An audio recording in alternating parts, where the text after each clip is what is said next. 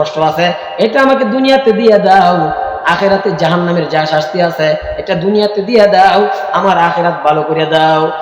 তুমি তো সর্বনাশ করলা। আল্লাহ তাআলার কি বান্দারের মধ্যে কম আছে না কিনা? তোমাকে যদি দুনিয়াতে দিয়া দেয় তাহলে কি আল্লাহর বান্দার থেকে কমিয়ে যাবে কিনা? তা আখিরাতে পাইবা না। এইভাবে দোয়া করা জায়েজ নাই। তুমি কেন দুনিয়াতে আখিরাতের কষ্ট কেন দুনিয়াতে চাইলা? কারণ একটা মানুষের জাহান্নামের কষ্ট সহ্য করার মতো নয়। তুমি দোয়া করবা, আল্লাহুম্মা রব্বানা আতিনা ফিদ দুনিয়া, রব্বানা আতিনা ফিদ দুনিয়া হাসানাতাও ওয়া ফিল আখিরাতি হাসানাতাও ওয়া কিনা আযাবান নার। আল্লাহ রাসূল তাকে দোয়া শিখায়া দেন। আল্লাহ তাআলা বলেন, রব্বানা আতিনা ফিদ দুনিয়া ফিদ দুনিয়া ওয়া ফিল আখিরাতি হাসানাতাও ওয়া কিনা আযাবান নার। আল্লাহ রাসূল বলেন, আল্লাহ রাব্বুল আলামিন বলতেছেন, তোমরা আমার কাছে চাও, ও আল্লাহ আমাকে দুনিয়া এবং আখিরাতে কল্যাণ দান করো, দুনিয়া এবং আখিরাতে কল্যাণ দান করো, ওয়া ফিল আখিরাতি হাসানাতাও ওয়া কিনা আযাবান নার, এবং জাহান্নামের আযাব হইতে আমাকে রক্ষা করো। তুমি দুনিয়া এবং আখিরাতে কল্যাণ চাইবা, তুমি কইতাছো দুনিয়ার আখিরাতে যে কষ্টটা আছে এটা দুনিয়াতে দেয়। এরকম একটা গজব। আল্লাহ রাসূল সাল্লাল্লাহু আলাইহি ওয়াসাল্লাম বলেন, আমি একদিন থাকবো না, তা আমি দুনিয়া থেকে চলে যাওয়ার পরেও আমি দুইটা জিনিস রেখে যাব, কোরআন এবং সুন্নাহ। এগুলা তোমরা আঁকড়ে ধরবা। আল্লাহ রাসূল দুনিয়া থেকে চলে গেছেন, নবী নাই, কোরআন রয়েছে। কোরআন এখনো আছে, কিয়ামত পর্যন্ত থাকবে। এই কোরআনকে যদি কেউ ফলো করে, কোরআনের উপর কেউ যদি আমল করে, এই কোরআনকে যদি সে সংবিধান বানায়, এই কোরআনের অনুযায়ী যদি সে চলে, তাহলে এই লোকটা সফল, তাহলে সে হেদায়েতের উপরে থাকবে। 2 নম্বর, 1 নম্বর হেদায়েত থাকাও কারণ হইল কোরআনকে আঁকড়ে ধরতে হবে, আর 2 নম্বর আল্লাহর জিকির করতে হবে, বেশি বেশি জিকির করা। জিকির করা এবং এমনভাবে জিকির করা, আমরা তো শুধু 5 ওয়াক্ত নামাজের পর সুবহানাল্লাহ 33 বার, আলহামদুলিল্লাহ 33 বার, আল্লাহু আকবার 34 বার, এগুলো তো আছে। এমনিও আরো জিকির আছে, সকাল সন্ধ্যায় ফজর নামাজের পরে একটু বৈশা জিকির করা, বা মাগরিবের ব্যাপারে একটু বৈশা জিকির করা, বা শুধু না বৈশাই করা লাগবে এরকম না। হাঁটতেছেন, কাজ করতেছেন, জিহ্বা দিয়ে তার কাজ করা হয় না।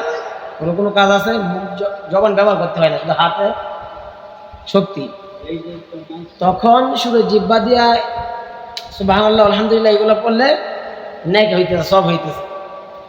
এইগুলা জিকিরের মধ্যে থাকা। আল্লাহ রাসূল, আল্লাহ রাব্বুল আলামিন বলেন, তোমরা সকাল সন্ধ্যায় আল্লাহ তাআলা জিকির করো। ইয়া আইয়ুহাল্লাযীনা আমানু যিকুরুল্লাহা যিকরান কাসীরা। আল্লাহ তাআলা বলতেছেন, হে ঈমানদারের দল, তোমরা বেশি বেশি জিকির করো। ওয়াসাব্বিহুহু বুকরাতাও ওয়া আসীলা, সকাল এবং সন্ধ্যা। সকাল এবং সন্ধ্যায়, এখন শুধু সকালে একবার সন্ধ্যায় একবার এরকম নয়, সকাল থেকে সন্ধ্যা, সন্ধ্যা থেকে সকাল, সকাল থেকে সন্ধ্যা, আবার সন্ধ্যা থেকে সকাল, তাহলে 24 ঘন্টার মধ্যে জিকিরে হারাতে থাকা। আপনি ঘুমাইতেছেন, ঘুম আসতেছে না, এখন আপনি যদি জিকির করতে থাকেন, আপনার জিহ্বা বন্ধ হয়ে গেছে, চক্ষু বন্ধ হয়ে গেছে, আপনি ঘুমায় গেছেন, কিন্তু ঘুমের আগে যে জিকিরটা চালু ছিল, এই জিকির চালু থাকার কারণে আপনার আমল নামায় জিকির লেখা উঠবে। আপনি ঘুমাইতেছেন, কিন্তু আমল নামে উঠবে, আপনি জিকির করতেছেন, ঘুমের আগে আমলটা আপনি করছেন। এই জন্য জিকির করা। এবং আল্লাহ রাসূল সাল্লাল্লাহু আলাইহি ওয়াসাল্লাম বলেন, আকসিরুহু যিকরাহা হাত্তা ইয়াকুলু মাজনুন। তোমরা এমনভাবে জিকির করো যাতে মানুষই তোমাদেরকে পাগল বলে। দেখেন না, পাগলে একটা কথা বারবার জপে, যারা মাথা খারাপ পাগল রাস্তাতে ঘুরে দেখবেন আবল তাবল জপে, তখন আমরা কি বলি, পাগল হয়ে গেছে, জানি জপে, পাগল হয়ে গেছে। আল্লাহ রাসূলও বলতেছেন, তোমরা এমনভাবে জিকির করো মানুষের যেন বলে এটা পাগল। আমরা কি এরকম ভাবে জিকির করতে পারি?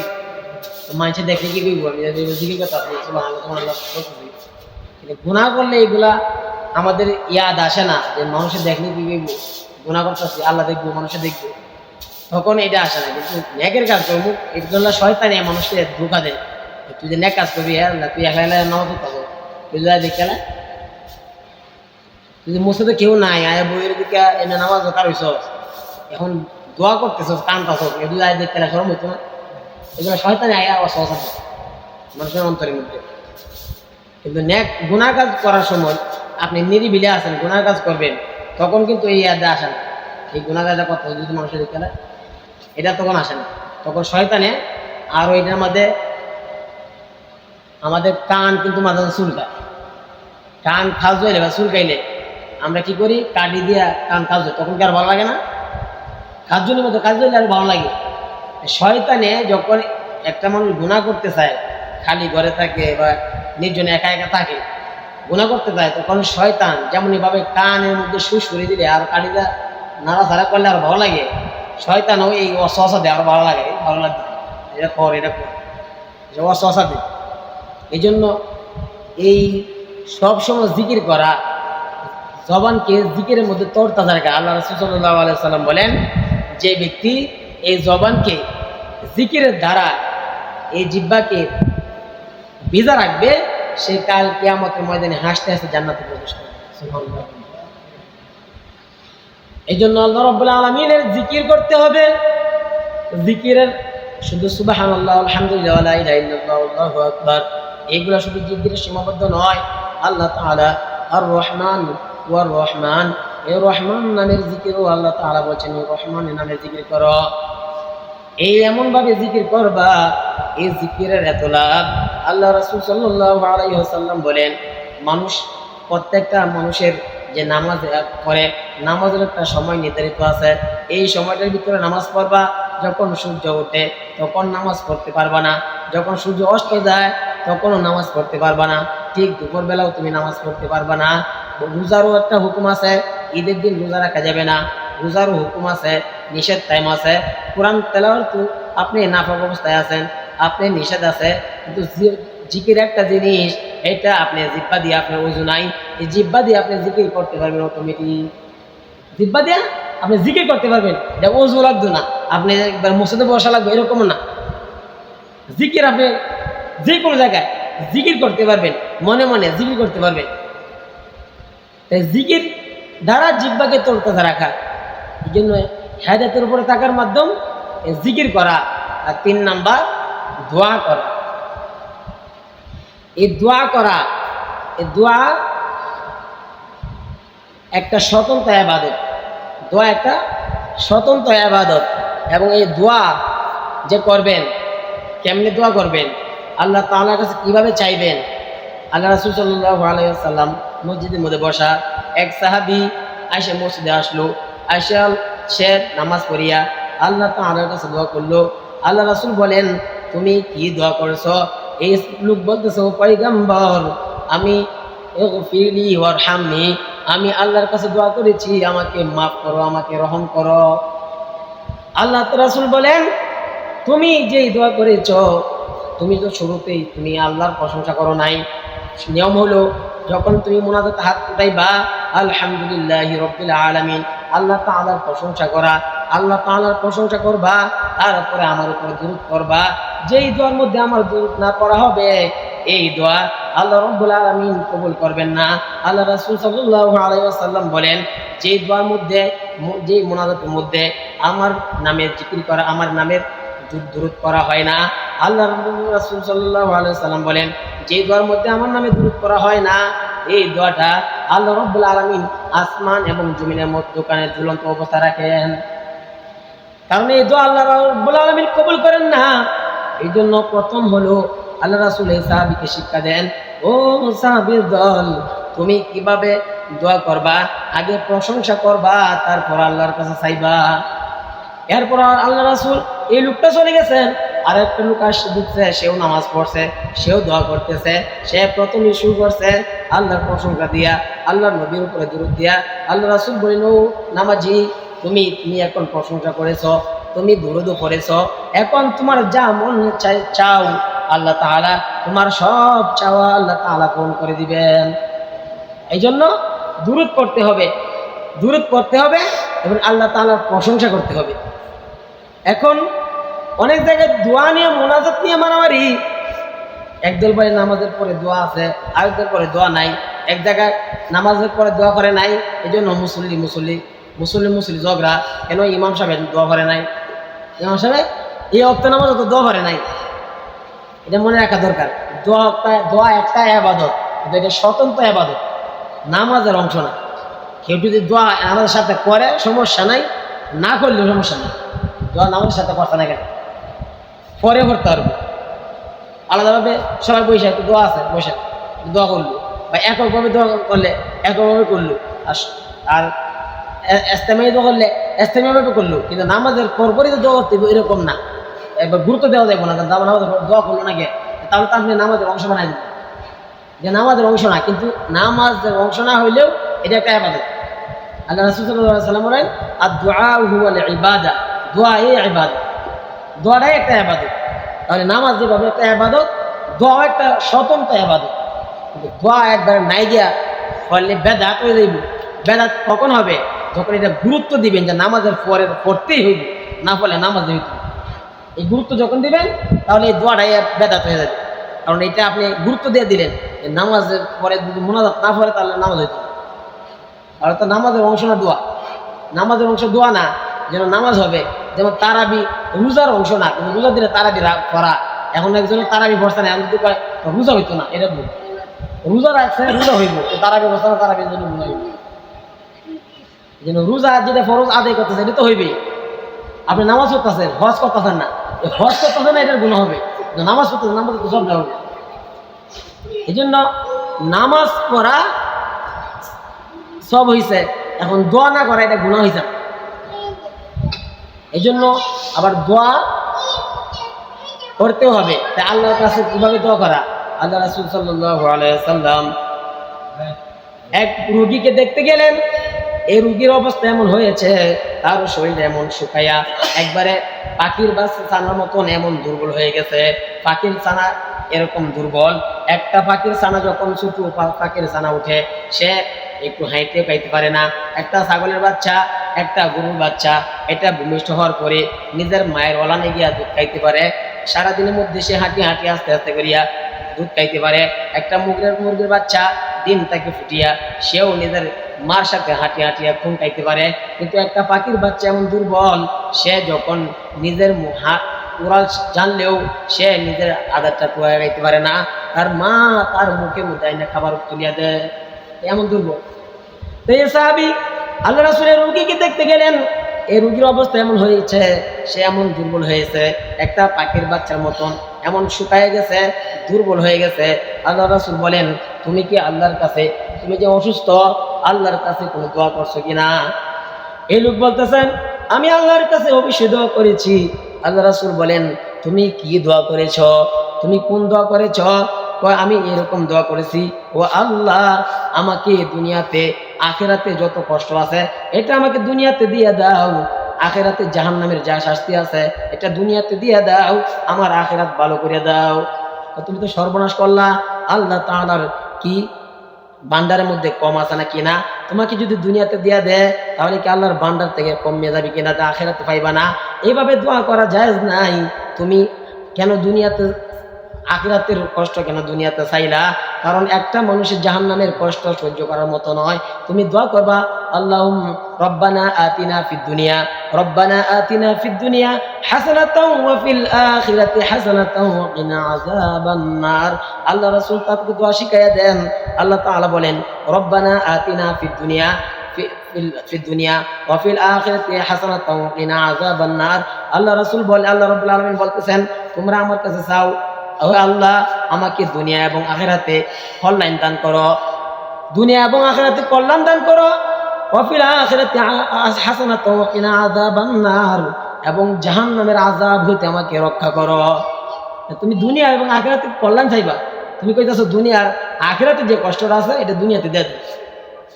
এরকম একটা গজল আমি শুনছি, মসজিদে মাগ দিয়ে গেছে এক জায়গায়, বলতেছে, জাহান্নামের আগুন মাবুদ সইতে পারি না, জাহান্নামের আগুন মাবুদ সইতে পারবো না, দুনিয়াতে নাও খাদাইয়া আখিরাতে খাদাইও না, কবরে খাদাইও না। তাহলে দুনিয়াতে নেও খাদাইয়া আখিরাতে বা কবরে কাদাইও না। সে আল্লাহর কাছে চাইতে দেয় যে আল্লাহ, দুনিয়াতে আমার কান্দাও, কষ্ট দেও, আল্লাহর কাছে কষ্ট চাই আনতেছে, তুমি আমাকে দুনিয়াতে কষ্ট দিয়ে দাও, আখিরাতে আর কবরে আমার কাজাব দিও না, কান্দাইও না। এরকম দোয়া না, তো এরকম দোয়া নয়। তো এইগুলো তো আমি বলতেছি দুনিয়া আল্লাহর কাছে চাইতেছি, এবং আল্লাহ রাসূল সাল্লাল্লাহু আলাইহি সাল্লাম দেখেন এক লোকে দোয়া করতেছে, আল্লাহুম্মা ইন্নী আসআলুকা সবরাও। সে আল্লাহর কাছে দোয়া চাইতেছে, আল্লাহ আমাকে ধৈর্য ধারণের তৌফিক দাও, আমাকে ধৈর্য ধারণ করার তৌফিক দাও, আমি যেন ধৈর্য ধারণ করতে পারি। আল্লাহ রাসূল বলেন, তুমি এই কি দোয়া করলা? তুমি তো এই দোয়া করার মাধ্যমে তুমি তোমার উপরে গজব মুসিবত ডেকে আনলা। তো কিভাবে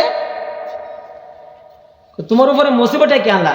কারণ একজনকে ধৈর্য তো তখনই ধারণ করার ক্ষমতা তোমাকে আল্লাহ দিবে, কিন্তু তুমি চাইছো আল্লাহ আমাকে ধৈর্য ধারণের তৌফিক দাও, তাহলে তোমার উপরে যদি বিপদ না আসে তাহলে তো ধৈর্য ধারণ করতে পারবে না।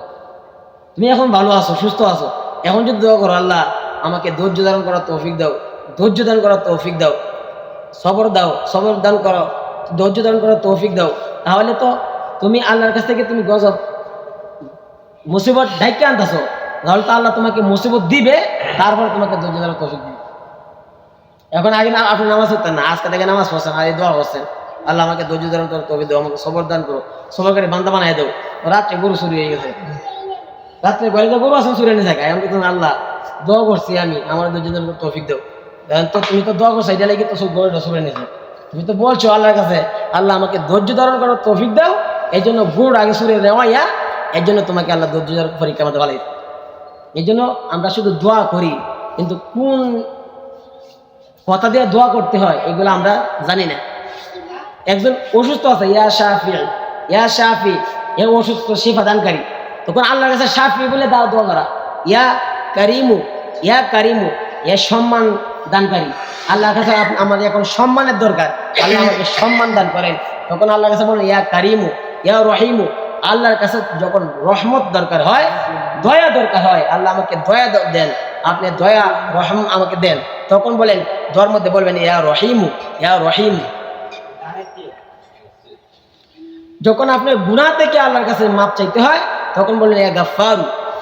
দোয়া তো আমরা করি, কিন্তু দোয়া যে কোন অর্থ, যে এক লোক দোয়া করতেছে আল্লাহুম্মা, সে দোয়া করতে রব্বি হাবলি মিনাস সালিহিন, রব্বি হাবলি মিনাস সালিহিন। আল্লাহর কাছে সে বলতেছে কি রব্বি হাবলি হাবলি মিনাস সালিহিন, তুমি আমাকে কি করো নেককার সন্তান দান করো। মানে একজন জিজ্ঞাসা করলো তোমার বাচ্চা করে যাও, সাইড মেয়ে সাইড ছেলে, তো এখন তোমার আবার সন্তান চাওয়ার দরকার কি? এটা অর্থ কি এটা হয়? এই জন্য আমরা কোন দোয়া করতেছি, এটা অর্থ কি হইতেছে, কোন মুসিবতে পড়ে কোন দোয়া করতে হবে এগুলো আমাদের জানা নেই। এই জন্য আল্লাহ তাআলার এই দোয়ার মাধ্যমে দোয়া করা এবং এইভাবে দোয়া করা যে আল্লাহ তাআলাকে একবারে সংকোচ মনে না করা, যেন আল্লাহ তাআলা মনে এই উপকারটা দিলে মনে হয় আল্লাহর ভান্ডার থেকে শেষ হয়ে যাবে, আল্লাহকে এরকম মনে না করা। যে এক সাহাবী আল্লাহ রাসূলের সামনে দোয়া করতেছে, আল্লাহ আমাকে এবং মুহাম্মদ সাল্লাল্লাহু আলাইহি সাল্লামকে মাফ করো, আমাকে এবং মুহাম্মদ সাল্লাল্লাহু আলাইহি সাল্লামকে মাফ করো। আল্লাহ রাসূল বলেন তুমি এই দোয়া করলে কেন? আমি আপনাকে মহব্বত করি, আমি আপনাকে অনেক মহব্বত করি, এই জন্য আপনার জন্য দোয়া চাইছি। আল্লাহ রাসূল সাল্লাল্লাহু আলাইহি সাল্লাম বলেন তুমি এইভাবে দোয়া চাইছো, বরং এরকমভাবে দোয়া না, তুমি সারা দুনিয়ার মানুষের জন্য দোয়া করো, সমস্ত উম্মতের জন্য দোয়া করো। তা আমরা উম্মতের জন্য শুধু নিজেদের জন্য দোয়া না, উম্মতের জন্য। এবং দোয়া করতে হলে আল্লাহ রাসূল এটা বলেছেন, এটাও একটা আদব, দোয়া করতে হলে আগে নিজের জন্য চাওয়া, আগে নিজের জন্য চাওয়া, তারপরে আহালদের জন্য, অন্য আত্মীয় স্বজনের জন্য। আগে নিজের জন্য চাওয়া, আল্লাহ আমাকে মাফ করো, আমাকে এটা দাও, তখন আত্মীয় স্বজন আস্তে আস্তে এভাবে দোয়া লম্বা করা। নিজের জন্য আগে চাওয়া। এবং দোয়া মানে কি? আল্লাহর কাছে একটা আরজি পেশ করা। দোয়া শুধু আমরা তো দোয়া করতেছি এরকম না, নবীরাও দোয়া করছেন। হযরত ইউসুফ আলাইহিস সালামের বাবা যখন ইউসুফ আলাইহিস সালাম যে হারাই গেছে, তার 10 ভাই দিনে ফালায় তৈছে, তখন ইউসুফ আলাইহিস সালামের বাবা উনি কিন্তু দোয়া করছেন, এমন দোয়া করছেন চোখের দৃষ্টি পর্যন্ত হারাই ফেলছেন, কাঁদতে কাঁদতে আল্লাহর কাছে দোয়া করছেন। তো এই দোয়া করা আল্লাহ রাসূল সাল্লাল্লাহু আলাইহি সাল্লাম উনিও দোয়া করছেন, সাহাবায়ে কেরাম দোয়া করছেন, প্রত্যেকটা নবী দোয়া করছেন। হযরত আদম আলাইহিস সালাম ওনাকে যখন জান্নাত থেকে হাওয়া আলাইহিস সালাম সহ বের করে দিয়েছেন, দুনিয়াতে আবার পাঠাইছেন, তখন উনি দোয়া করছেন রব্বানা যালামনা আনফুসানা ওয়া ইল্লাম তাগফির লানা ওয়া তারহামনা লানাকুনান্না মিনাল খাসিরিন। আল্লাহ তাআলার কাছে বলতেছেন, হে আল্লাহ, আমাদের উপরে, আমাদের নিজেদের উপরে, আমরা নিজেদের নফসের উপরে আমরা জুলুম করছি। ও আল্লাহ, তুমি যদি আমাদেরকে ক্ষমা না করো তাহলে আমরা ক্ষতিগ্রস্তের মধ্যে অন্তর্ভুক্ত হয়ে যাব। যেন নবীরাও দোয়া করছেন যে আরজি পেশ করা, আল্লাহর কাছে আরজি পেশ করা। এই জন্য আমরা সর্ব অবস্থায় দোয়া করতে হবে। দোয়া একটা ইবাদত, দোয়া করতে হবে এবং দোয়া কবুল হওয়ারও কিছু শর্ত আছে। যেমনি আমরা দোয়া করতেছি, আল্লাহ রাসূল সাল্লাল্লাহু আলাইহি সাল্লাম বলেন, মানুষের প্রত্যেকটা দোয়াই কবুল করা হয়। কোনোটা দুনিয়াতে দেওয়া হয়, কোনোটা আখিরাতের জন্য রাখা হয়। কাল কিয়ামতের ময়দানে এরকম দেখা যাবে যে তার নেকের ভান্ডারের অভাব নেই। তখন সে বলবে, আমল এত নেক করি নাই, এটা কি কারো আমল নামায় পাল্টানো হয়েছে? আল্লাহ রাব্বুল আলামিন বলবেন, এটা তোমার আমল নামা না, এটা পাল্টানো না, এটা তোমার নিজের আমল নামাই। তাহলে তো আমি এত নেক করি নাই। দুনিয়াতে তুমি অনেক দোয়া করছিলা, তোমার সব দোয়া কবুল করা হয় নাই, কিছু রাইখা দেওয়া হয়েছে, এই জন্য এইটা বদলা আজকে তুমি দেওয়া হইতেছে। তখন এই লোক বলবে, আল্লাহ, দুনিয়াতে যদি আমার কোনো দোয়াই কবুল না হইতো তাহলে তো আখিরাতে আরো লাভবান হইতো। তো এই জন্য দোয়া করতে সবসময় দোয়া করা, আল্লাহর কাছে দোয়া করা। আল্লাহ রাসূল সাল্লাল্লাহু আলাইহি সাল্লাম বলেন, চাইতে হইলে এবং চাইতে হইলে, আল্লাহ রাসূল সাল্লাল্লাহু আলাইহি সাল্লাম বলেন, চাইতে হইলে আল্লাহর কাছে চাওয়া। তোমার যদি একটা জুতার ফিতাও ছিঁড়ে যায়, আগে আল্লাহর কাছে চাওয়া যে আল্লাহ, আমার জুতার ফিতা ছিঁড়ে গেছে, পরে গিয়া তুমি ব্যবস্থা করো, ঠিক করার ব্যবস্থা করো, কিন্তু আগে আল্লাহর কাছে চাওয়া। তুমি আল্লাহকে তাওয়াক্কুল করতেছো, বিশ্বাস করতেছো, এটা আল্লাহর উপরে তুমি নির্ভরশীল, এটা তুমি বুঝাইলা। যে আল্লাহ রাসূল সাল্লাল্লাহু আলাইহি সাল্লাম, সাহাবায়ে কেরাম আল্লাহ রাসূলকে প্রশ্ন করতেছেন, হে পয়গম্বর, আপনি যে আল্লাহ তাআলা বলছেন আল্লাহর উপরে তাওয়াক্কুল করা, এখন যে আমরা নামাজ পড়বো, আমাদের যে বাহন আছে, ঘোড়া আছে, উট আছে, আমরাও তো নামাজ যারা পড়ে, এখন তো মোটর সাইকেলের যুগ, প্রাইভেট কারের যুগ, সাইকেলের যুগ, রাস্তার পাশে দাঁড় করে নামাজ পড়ে আসে, পড়ে না? নামাজ পড়ে। এখন কি মোটর সাইকেল এইভাবে তো এইবো, নাকি তালা মারে তো এইবো? সাহাবায়ে কেরাম আল্লাহ রাসূলকে বলতেছেন, তখন তো এরকম বাহন ছিল না, উট আর ঘোড়া, গাধা, এগুলোই তো বাহন। আল্লাহ রাসূলকে বলতেছেন আল্লাহর উপর তাওয়াক্কুল করা। এখন যে আমাদের এই বাহনটা, আমি তো আল্লাহর কাজ করতে যাব, নামাজ পড়বো, আল্লাহর হুকুম মানার জন্য যাইব, তাহলে কি আমার এই ঘোড়াটা বা আমার গাধাটা এটাকে বাঁধাতে যেতাম না, ছাড়িয়ে যেতাম? আল্লাহ আল্লাহ দেখবো না, কাজ করবো কি আল্লাহ, ঘোড়া তো আল্লাহ দেখে রাখবো, এটা করতাম?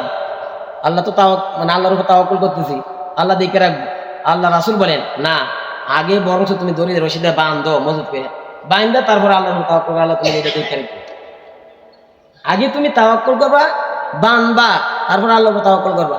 একবার ছাইরে দেয়া বিশ্বাসের উপরে আল্লাহ দেখবো না, এরকম ই না। এই জন্য তাওয়াক্কুল আল্লাহর উপরে করা, এবং এই দোয়াগুলা হালাল খাদ্য খাইতে হবে। আমাদের খাদ্যের ভিতরে যে হারাম ঢুকে, হারাম খাইয়া যে রক্ত মাংস গঠিত হয়, এই রক্ত মাংস তো জান্নাতের গন্ধ পাইবে না। হারাম খাদ্য খাইয়া যে শরীরে রক্ত মাংস হয়, এগুলা জান্নাতে যাইবে না। এই জন্য আমাদের খাদ্য যেন হালাল হয়। এই জন্য দোয়া কবুল হয় না কেন? দোয়া কবুল, হুজুরদের দোয়া করাইছি, দোয়া কবুল হয় না। দোয়া কবুল হয় না কেন? আমাদের খাদ্যের মধ্যে ভেজাল ঢুকছে। তো ভেজাল ঢুকছে কীভাবে? ইমাম সাহেব তো আর আমরা তো ভেজাল হারাম খাই, আমরা তো আর খাই না, আপনার বাটি বলতে গাই, মহল্লাতে গাই, কোনো ঘরে মনে হারাম আছে, কোনো ঘরে হারাম আছে, এই জন্য খাইতেছেন, এই জন্য দোয়া কবুল হয় না। এই জন্য হারাম দোয়া কবুলের শর্ত হয়েছে গিয়া হারাম খাদ্য বর্জন করতে হবে, হালাল খাদ্য খাইতে হবে। এবং আল্লাহ রাসূল যেহেতু বলছেন, যেই রক্ত মাংস শরীর গঠিত হয় হারামের দ্বারা, ওইটা জান্নাতে যাবে না এবং জান্নাতের গন্ধ পাইবে না। এই জন্য আমরা হারাম থেকে বাঁচিয়ে থাকবো। হালাল যেটা আল্লাহ হালাল করছে, আর যেটা হারাম করছে, আল্লাহর হারামকে হারাম, আল্লাহ রাসূল যেটাকে হারাম করছে এটা হারাম হারাম, আল্লাহ যেটা হারাম করছে হারাম হারাম, যেটা হালাল করছে এটা হালাল হালাল। আল্লাহ রাসূলের যুগে এক সাহাবী, সে গরুর গোশত খাওয়া, আল্লাহ রাসূলকে বলতেছে আমার উপরে গরুর গোশত খাওয়া হারাম, আমার উপরে গরু গোশত খাওয়া হারাম। আল্লাহ রাসূল বলেন কেন? আমার গরু গোশত খাইলে যে যৌন চাহিদা বাইরে যায়। ইয়া আইয়ুহাল্লাযীনা আমানু কুলু মিন তাইয়্যিবাতি, ইয়া আইয়ুহাল্লাযীনা আমানু কুলু মিন তাইয়্যিবাতি মা রাযাকনাকুম, না ইয়া আইয়ুহাল্লাযীনা আমানু লা তুহাররিমু তাইয়্যিবাতি মা। এই আয়াতটার মধ্যে আল্লাহ রাসূল এই আয়াতটার শানে নজুল এটা কেন নাযিল হয়েছে? এই সাহাবী যখন বলতেছে আমার উপরে গরু গোশত খাওয়া হারাম, অনেক সময় দেখা যায় ডাক্তারে যদি আমাদেরকে কোনো প্রেসক্রিপশন দেয় দেন এই ওষুধটা আপনি যতবার খাইবেন এই জিনিসটা খাইতে পারবেন না, তখন কিন্তু এই লোকটা বলে আল্লাহ আমার এই বল মাছ গরু গোশত এগুলো আমার লেগে হারাম। আমরা কিন্তু এই কথা বলে নাই, ডাক্তার নিষেধ দিচ্ছে এটা আমার হারাম, এটা মানে তো এইটার জন্য আল্লাহ রাব্বুল আলামিন আয়াত নাযিল করেছে, ইয়া আইয়ুহাল্লাযীনা আমানু লা তুহাররিমু তাইয়্যিবাতি মা আহাল্লাল্লাহু লাকুম। আল্লাহ রাসূলকে আল্লাহ নবী বলতেছেন যে এই আয়াতটা সাহাবীকে শোনান যে আল্লাহ তাআলা যে জিনিসটা হালাল করছে এটা তুমি হারাম করার কি? এটা বলতে পারো এটা খাইলে আমার রোগ বাইরে যাওয়ার সম্ভাবনা আছে, এটা আমি খাইবো না, এটা আমি খাইবো না এক জিনিস। আর যে হারাম করা নিজেদের উপর, হারাম তো একটা হুকুম, তাহলে আমি একটা হুকুম তৈরি করলাম, নিজে নিজে যে বলা যাবে না এই জিনিসটা আমার জন্য হারাম, যেটা আল্লাহ হালাল করছে হারাম। আপনি এই মনে করেন এই ঠান্ডা জাতীয় কিছু খাইতেছেন বা এক বোতল দুধই খাইতেছেন, আর এমনি বন্ধু বান্ধব আছে আর বাপ দেখাইতেছেন কি কাজ খাইতেছে, মনে করেন জুস খাইতেছে অথবা পানি খাইতেছে অথবা সে দুধ খাইতেছে আর সে এমনি অভিনয় করতেছে আর বলতেছে মদ খাইতেছে। কি খাইতেছি? মদ খাইতেছে, একটু মাতলামি করতেছে, মাথা ঘুরাইতেছে, পানি মদে মানে অভিনয় করতেছে যে মদ খাইতেছি। তাহলে হালালকে হারাম মনে করা এটা কুফরি। আল্লাহ তাআলা পানিটা তো হালাল, আপনি হালাল খাইতেছেন আর কইতেছেন মদ খাইতেছে, আবার আপনি মদ খাইতেছেন আর কইতেছেন না জুস খাইতেছে, খাইবি। তাহলে হারামকে হালাল মনে করা, হালালকে হারাম মনে করা কুফরি। তাহলে এইগুলা করা যাবে না। এই হারাম থেকে বাঁচে থাকার তৌফিক দান করুন। আল্লাহ তাআলা যেগুলো আমাদের উপর হারাম করছেন এগুলা আমাদের জন্য হারাম। যদি অসুস্থতার কারণে এগুলো নিষেধ হয়ে থাকে সেটা আমি খাইবো না, কিন্তু হারাম বলা যাবে না। হুকুম নিজে নিজে তৈরি করা যাবে না যে অসুস্থতার কারণে রোগ বাইরে যাওয়ার সম্ভাবনা থাকে। কোনো কোনো খাদ্যের মধ্যে অ্যাকশন রিয়াকশন আছে, যেমন এটা বলতে পারেন যে খাদ্য কি মানুষকে রূপ দেয়, খাদ্য তো মানুষের রূপ দেয় না, কিন্তু কিছু কিছু এফেক্ট আল্লাহ দিয়ে দিচ্ছেন। যেমন অ্যালার্জি আছে, যেমন আপনি চিংড়ি মাছ খান, গরু গোশত খান, হাঁসের গোশত খান, তাহলে আপনি দেখি কোরআন হাদিস লাগবে, ডাক্তারের রিসার্চ করছে, গবেষণা করে বের করছে এগুলা অ্যালার্জির বাইরে যাওয়ার কারণ, এগুলা তখন না খাওয়া। এর মানে এটা না যে আমার উপরে হারাম হয়ে গেছে, আমার উপরে হারাম হয় নাই, আমার রোগ বাইরে যাওয়ার সম্ভাবনা আছে, এই জন্য আমি না খাইব। এখন আপনার ঠান্ডা লাগছে, আরো যদি আপনি গিয়ে সাঁতরান আরো তো ঠান্ডা লাগবে। ঠান্ডার দিনে আপনি ঠান্ডা লাগছে, আরো যদি বেশি করে পানির মধ্যে সাঁতরান তাহলে আবার ঠান্ডা লাগবে। তাহলে কিছু কিছু তো অ্যাকশন রিয়াকশন দিয়ে দিচ্ছেন আল্লাহ। যেমন ওষুধ আল্লাহ অসুখ দিছে, রোগ দিছে, এটার শিফা বা এটার প্রতিক্রিয়ারও আল্লাহ দিয়ে দিচ্ছেন, এটার ওষুধে দিয়ে দিচ্ছেন। কারণ ওষুধ আল্লাহ রাসূল সাল্লাল্লাহু আলাইহি সাল্লাম ওষুধ খাইলে না, বললেন না যেন অসুখ হয়েছে আল্লাহ দিছে, রোগ আল্লাহ ভালো করবে না, ওষুধ খাওয়া ধরন নেই। আল্লাহ রাসূলও ওষুধ খাইছেন, ওষুধ খাওয়া সুন্নত, কিন্তু এইটা বলা যাবে না। কোনো ডাক্তারও বলে না যে আমার এই ফাইলটা খাইলে ভালো হয়ে যাবে, একটা খাইলে ভালো হয়ে বলে খাই দেন আল্লাহ যদি চাই ভালো হবে, আল্লাহর উপরে বলে এই ওষুধটা খাই দেন আল্লাহ রহমতে ভালো হইতে পারে। আল্লাহর উপর তাওয়াক্কুল করে, ওষুধে ভালো করে না, তাওয়াক্কুল করে আল্লাহর উপর। ওষুধ খাওয়া রাসূল খাইছেন, এই জন্য সুন্নত হিসাবে আমিও খাইতেছি। ও আল্লাহ ভালো করো মালিক, তুমি এই ওষুধের উসিলা তুমি আমাকে ভালো করে দাও, এভাবে উসিলা করা যাবে। কিন্তু মূল তাওয়াক্কুল থাকবে, বিশ্বাস থাকবে আল্লাহ তাআলার উপর। যে কথাগুলো বলে আমি শুনলাম প্রত্যেকে আমল করে, আমি যারা সুন্নত করেছেন।